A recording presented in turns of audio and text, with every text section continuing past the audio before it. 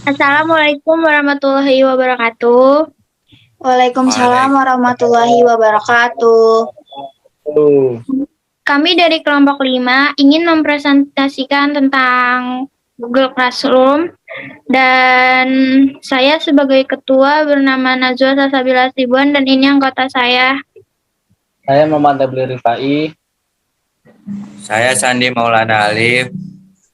Saya Aulia Deva Salsabila.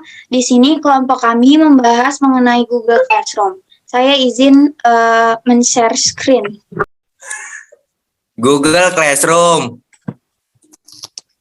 Pengertian dan sejarah. Apa itu Google Classroom? Google Classroom atau Classroom Google merupakan produk dari perusahaan teknologi ternama. Google Platform ini biasa digunakan untuk proses pembelajaran dalam jaringan atau daring. Aplikasi ini memiliki fitur lengkap yang mendukung proses pembelajaran lebih mudah. Sejarah Google Classroom. Google Class diumumkan pada 6 Mei 2014 dengan pratinjau tersedia untuk beberapa anggota program Google G Suite for Edition. Ini dirilis secara publik pada 12 Agustus 2014. Pada 2015, Google mengumumkan API, kelas, dan tombol berbagai situs web yang memungkinkan untuk lebih terlibat dengan Google Class.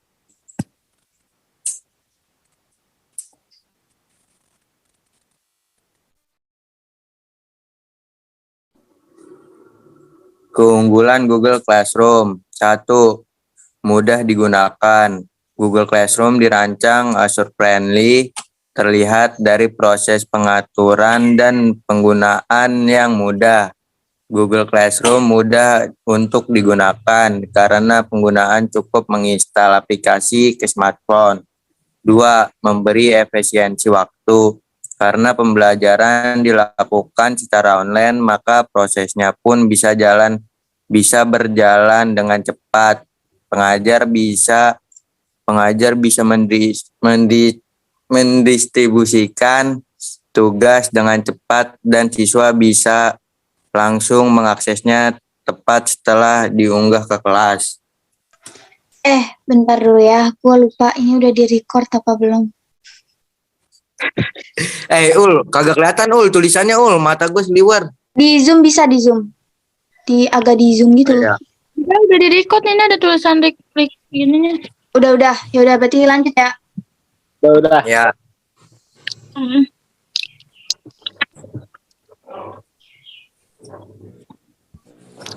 3. Lebih praktis dan akses yang mudah.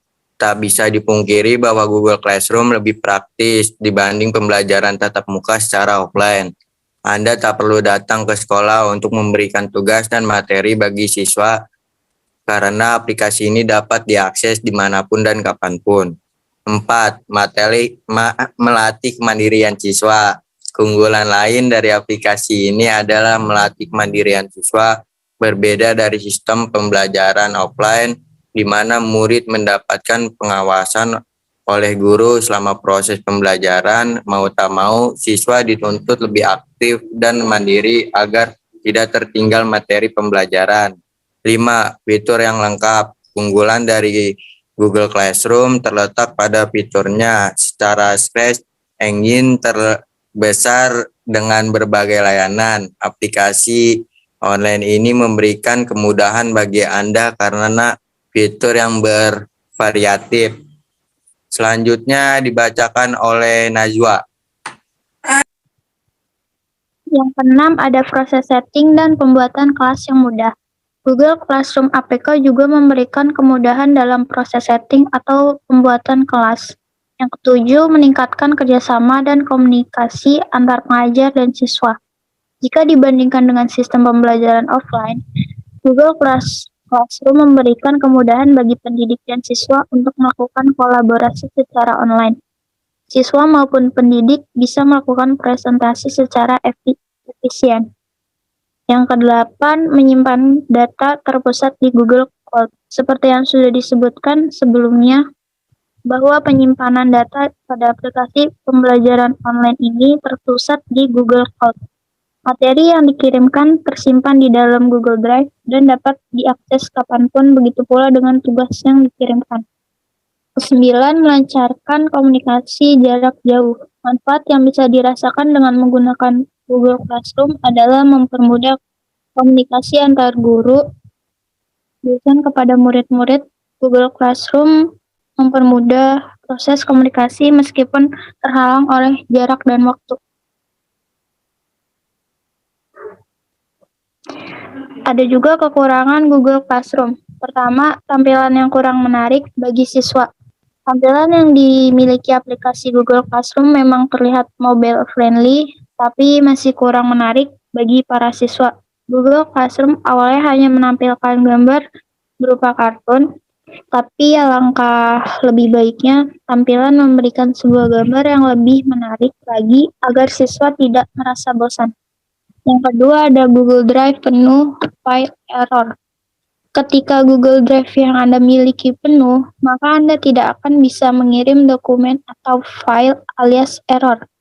Hal tersebut pasti akan sangat mengganggu sekali sehingga mengharuskan siswa atau guru membeli drive baru ataupun menginstal penyimpanan cloud lagi.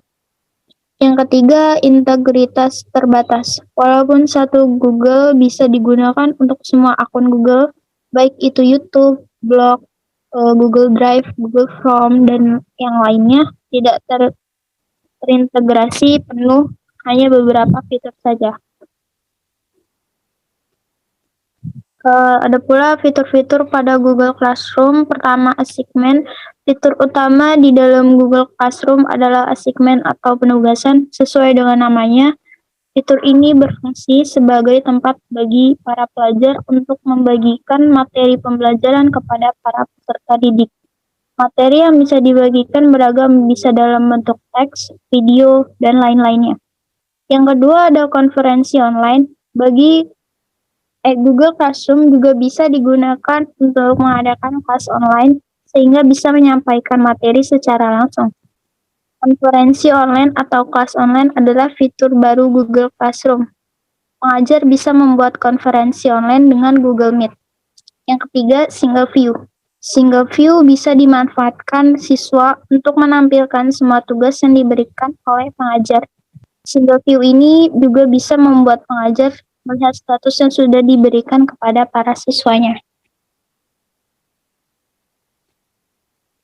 Yang keempat, ada penyusunan kelas online. Para pengajar lewat Google Classroom bisa membuat banyak kelas sekaligus, sehingga para dosen yang mengajar beberapa kelas bisa hanya mengajar lewat aplikasi besutan Google ini saja. Yang kelima, ada penilaian langsung. Pengajar bisa memberikan penilaian serta evaluasi pada tugas yang dikumpulkan oleh siswa. Ada banyak sistem penilaian yang bisa diberikan, yaitu penilaian total poin, penilaian kategori maupun tanpa penilaian. Bahkan siswa bisa melihat penilaian yang diberikan dari pengajar. Yang keenam, announcement. Fitur announcement atau pengumuman membantu pengajar untuk memberikan informasi penting kepada siswa. Yang ketujuh, ada integrasi kelas. Fitur ini tidak hanya bisa mengintegrasi sumber materi, namun juga mengintegrasi dengan aplikasi lain seperti Excite, Kode.org, Easy, dan masih banyak lagi. Selanjutnya ada teman saya yang bakal membacakan, yaitu Aulia Deva. Selanjutnya yaitu adalah cara membuat Google Classroom untuk mengajar.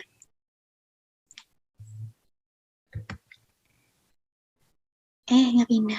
Yang pertama, kita harus membuka dulu aplikasi Google Classroom di smartphone, atau juga kita bisa membukanya melewati browser di alamat https://classroom.google.com. Nah, setelah itu nanti kalian tinggal memilih aja alamat email yang nantinya akan kalian gunakan untuk membuka kelas secara daring. Yang kedua adalah masuk ke pojok kanan atas, maka akan menjumpai tanda plus. Silakan klik tombol plus tersebut, Lalu pilih apakah akan membuat kelas atau bergabung di dalam kelas. Jika ingin membuka kelas baru, maka pilih buka kelas saja. Nah, ini ada contoh gambarnya di bawahnya. Kalau yang ini itu dimana kalau misalnya kita mau gabung ke suatu kelas. Misalnya ada guru kita yang baru bikin kelas, nah nanti kita gabung menggunakan cara yang ini. Kalau misalnya kita yang mau buat kelas, kita bisa gabung menggunakan cara yang di bawahnya. Selanjutnya yaitu yang ketiga, akan muncul kotak dialog, lalu klik kotak kosong di bagian bawah dan klik tombol lanjutkan. Nah, ini contoh gambarnya seperti di bawah ini. Yang keempat yaitu buat rincian nama kelas sesuai dengan kotak dialog yang muncul di layar. Kita juga bisa buat rincian-rincian kelasnya supaya lebih terlihat jelas aja dan lebih menarik. Nah, ini bisa kita ikutin cara yang kayak di bawah ini. Selanjutnya akan dilanjutkan oleh teman saya, Muhammad Nabil. Kelima, klik tombol buat dan tunggu sampai proses pembuatan kelas selesai dilakukan oleh sistem Google Classroom. Keenam, jika berhasil, maka layar akan langsung menampilkan tampilan kelas online yang baru saja dilihat, seperti gambar di bawah ini. Ketujuh, jika ingin mengundang para siswa untuk masuk ke kelas, maka cukup klik kode kelas di bagian bawah fisika 1. Klik salin undangan dan bagikan link tersebut kepada para siswa. Kedelapan, kelas sudah berhasil dibuat dan pembelajaran daring sudah bisa dimulai. Ya, di sini ada pertanyaan dari Hilda. Berapa kapasitas Google Classroom? Jumlah maksimum bagi pengajar ialah 20. Jumlah maksimum anggota, pengajar dan anggota adalah 1.000 orang. Kedua, pertanyaan dari Mifta, kenapa Google Classroom penting digunakan bagi siswa-siswi? Saya Sandi Maulana Alif izin menjawab. 2. Kenapa Google Classroom penting digunakan bagi siswa-siswi? Karena pada saat pandemi seperti saat ini, Google Classroom sangat penting digunakan. Karena aplikasi ini merupakan sarana untuk media pembelajaran. Pertanyaan ketiga dari Mifta, bagaimana cara melihat tugas yang sudah terkumpul di Google Classroom? Saya Aulia Deva Salsabila izin menjawab pertanyaan dari Miftah. Bagaimana cara melihat tugas yang sudah terkumpul di Google Classroom? Yang pertama, kita bisa membuka dulu aplikasi Google Classroom atau melalui web classroom.google.com. Yang kedua, kita klik daftar tugas di bagian atas, lalu pilih salah satu opsi. Kalau misalnya kita mau melihat tugas yang diberikan oleh pengajar, maka kita bisa klik opsi ditugaskan. Kalau misalnya kita mau melihat tugas yang tidak diserahkan, kita bisa memilih opsi tidak diserahkan. Kalau misalnya kita mau melihat tugas yang telah dinilai atau dikembalikan oleh pengajar, kita bisa klik opsi selesai. Selanjutnya, kita juga bisa klik judul untuk melihat detail tugas. Terima kasih.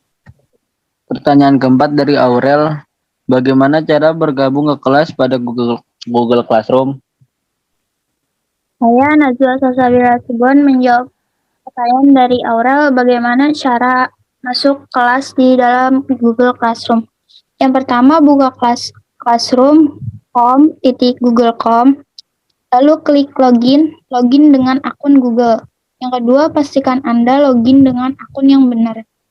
Yang ketiga, di bagian atas, klik gabung ke kelas. Yang terakhir, masukkan kode kelas dari pengajar Anda, lalu klik gabung.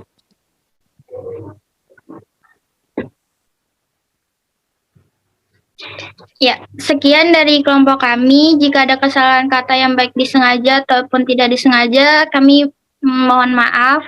Dan semoga materi yang kita sampaikan hari ini bisa terlaksanakan untuk ke depan-depannya atau sehari-hari kalian. Wassalamualaikum warahmatullahi wabarakatuh. Waalaikumsalam warahmatullahi wabarakatuh. Terima kasih.